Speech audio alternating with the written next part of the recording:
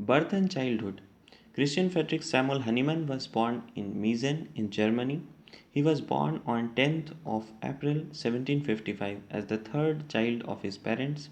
His father, Mr. Christian Gottfried Hahnemann, was a porcelain painter and his mother, Joanna Christiana, was a housewife. Preliminary education. His parents taught him how to read and write.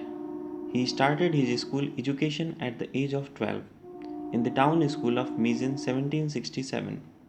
He pursued a strong inclination to study in spite of his father's opposition, because his father was too poor to afford his education. At the age of 16, he was admitted to the Princess Grammar School of Meissen, where his schoolmaster, Mr. Magister Muller, loved him as if he was his own child. It was the custom to write an essay on some subject on leaving the school. Hahnemann selected a somewhat unusual one, the wonderful structure of the human hand. Selection of this topic gave an early indication of the trend of professional life of Hahnemann. Hahnemann left the Princess Grammar School in 1775. Study in medicine. Went from Meissen to Leipzig to study medicine. In Leipzig, he managed to support himself by teaching French and German and by translating books from English. From Leipzig, he went to Vienna to learn the practice of medicine in the hospital Brothers of Mercy, where he became a favorite pupil of Dr. von Querin, who treated him like a son and took great pain to teach him the art of medicine. In Vienna, he lost a greater part of his money and was thus forced to accept the post of family physician and librarian to the governor of Transylvania at Hampstead. In 1779, he went to Erlangen to complete his study in medicine, where he received his MD degree from Erlangen University in 1779. Early years of medical practice. At the age of 24, Hahnemann began to practice medicine in Hedsted. He practiced there for only 9 months, then he moved towards Dessau in 1781, where he devoted himself to chemistry and literature. First marriage. His deep interest in chemistry brought Hahnemann in close contact with Hassler's pharmacy, where he became acquainted with Hassler's stepdaughter, Henrietta Kuchler. At the end of 1781, he accepted the post of medical officer of Grammern. On the 17th of November 1782, he married J.L. Henrietta Kuchler. In Dessau, he wrote his first book on medicine. To Dresden. In 1785, Hahnemann shifted his residence from Gommern to Dresden, where he stayed for 4 years until 1789. He wrote two medical books, one on poisoning by arsenic, its treatment and forensic detection, 1786, two instructions for surgeons in venereal diseases, 1789. At Leipzig. In 1789, he moved to Leipzig and in that year published his treatise on syphilis. His work is remarkable for the description of a new preparation known to this day by the name Hahnemann's soluble mercury. In 1790, he translated Cullen's Materia Medica. Dawn of Law of Similars. It was while translating this Cullen's Materia Medica that Hahnemann discovered the first principle of homeopathy. In the second volume of his work, Cullen has expressed his opinion about the action of cinchona bark in intermittent fever. According to him, the therapeutic action of cinchona bark is due to its tonic effect on stomach and bitterness. This description inspired Hahnemann to conduct experiments upon himself with cinchona bark in order to find out its effect on a perfectly healthy person. He took 4 drams of good quality cinchona twice daily for many days. After a few days, his feet and fingertips became cold. He became drowsy, pulse became hard and quick. He developed anxiety, trembling, prostration, and pulsation of head. In short, all the symptoms associated with intermittent fever except rigor, each paroxysm lasting for 2 to 3 hours.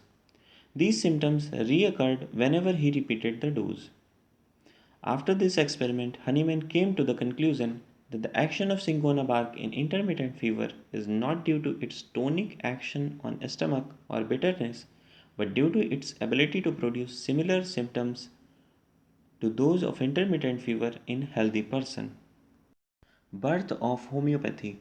In 1796, his remarkable essay appeared in Hugh Flint's journal, namely On a New Principles. In this essay, he modestly but firmly expressed his belief that for chronic disease, at least medicines should be employed that have the power of producing similar affection in healthy body. This essay heralded the birth of homeopathy. The physicians of Coing's letter, jealous of the rising fame of the innovator, incited the apothecaries to bring an action against justice and common sense. Hahnemann was prohibited from dispensing his own medicines. The opposition of apothecaries and physicians of Königslutter drove him from the town in 1799. Discovery of prophylactic power of belladonna. During the last year of his residence in Königslutter, he witnessed a severe epidemic of scarlet fever. In a family of 4 children, 3 were suffering from scarlet fever, but the fourth, who was taking belladonna at that time for a disease of finger joints, escaped. Though she had been always the first to take an epidemic that was going about. Hahnemann noticed this fact and decided to put this to a test. In a family of 8 children, 3 suffering from scarlet fever, he gave to the remaining 5 children belladonna in small doses. He repeated the dose in every 3 days. As he had anticipated, all these 5 children escaped from scarlet fever. Then he confirmed his conclusion by verifying the prophylactic effect of belladonna in that epidemic. The development of doctrines. The years 1805 and 1806 were eventful for the development of his doctrines. In 1806, with the translation of Materia Medica of Albert von Haller, Hahnemann's translations came to an abrupt termination.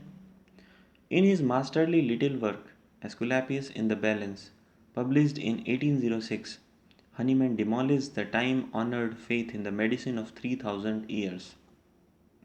In the same year, gave the first sketch of a pure materia medica, fragmenta de veribus materia medicamentorum, to the world in Latin. In the following year, in 1806, the most original, logical, and brilliant essay entitled The Medicine of Experience was published in Hugh Flint's journal. In the year 1807, Hahnemann's indication of the homeopathic employment of medicines in ordinary practice appeared in Hugh Flint's journal.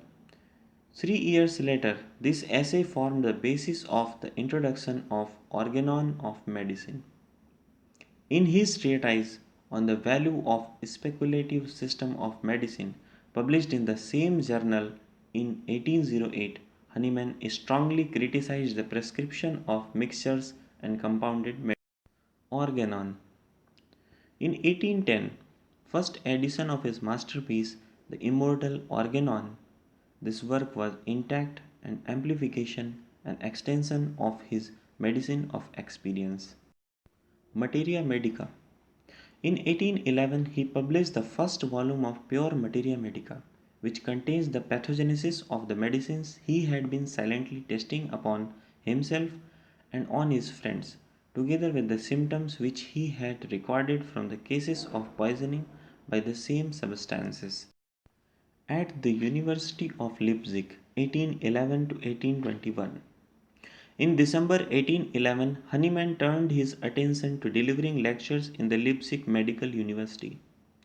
On the 26th June 1812, Hahnemann delivered the qualifying speech. The name of the dissertation was Historic Medicinal Essay on the Treatment and Cure with Hellebore of Ancients, and was written in Latin. This dissertation proved his learning and genius. Second edition of Organon in 1819, and 5 more volumes of Materia Medica Pura appeared during this period. After giving initial hopes of treatment in 1820, the Austrian field marshal Prince Schwarzenberg died due to a stroke while under the treatment of Hahnemann. The apothecaries took advantage of this incident. Hahnemann's ever increasing reputation as a successful physician aroused jealousy in his colleagues and apothecaries. They made a complaint against Hahnemann to the Leipzig Town Council accusing him for dispensing medicines. Hahnemann was brought before court on the 15 March 1820. The judgment was to stop the distribution and dispensing of any kind of medicine to anybody. Since there was nothing left for him in Leipzig, he left Leipzig in 1821. To Cothen, 1821 to 1835. In 1821, Hahnemann obtained permission from Duke of Cothen to settle down as a doctor there, and he was also allowed to prepare medicines. In Cothen, he devoted himself entirely to practice and development of the system. He published 3rd, 4th, and 5th, 1824, 1829, 1833 editions of his Organon and a second and third editions of his Materia Medica, each time with great additions and careful revisions. Theory of the origin of chronic diseases. In 1827, Hahnemann summoned to Cothen his two oldest and most esteemed disciples, Doctors Staff and Gross, and communicated to them his theory of the origin of chronic disease and a new series of treatment. He advised them to test the reality of his opinions and discoveries in their own practice. Last medical work of fundamental importance. In the year 1828, the first and second volumes of his celebrated work on chronic diseases, their peculiar nature and homeopathic treatment appeared. A third, fourth, and fifth volume of chronic diseases, containing extensive and valuable provings of new medicines, successively appeared in 1829 and 1830. Jubilee of Hahnemann's doctorate. On the 10th of August 1829, a large number of his disciples and admirers assembled at Cothen for the purpose of celebrating the 50th anniversary of his reception of the doctor's degree. On the same day, Hahnemann solemnly founded the first homeopathic society under the name of the Central Society of German Homeopathy. Death of his first wife. In the year 1830, Hahnemann lost his first wife, the sharer of his eventful life. The cholera epidemic of 1831 to 1832. In 1831, cholera invaded Germany from the east. On its approach, on the basis of therapeutic rules, Hahnemann fixed up on the remedies specific for it and printed direction to be circulated all over the country. As a prophylactic and remedy for the first stage of cholera, he recommended camphor, and in advanced cases, second and third stages, cuprum, veratrum, bryonia, and rustox.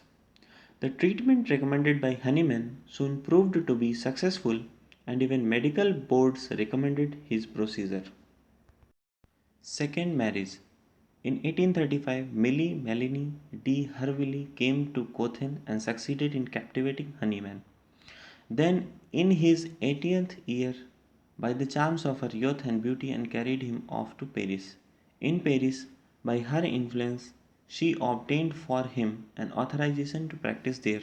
This second marriage is certainly an unexpected incident in the last act of Hahnemann's life. In Paris, 1835 to 1843.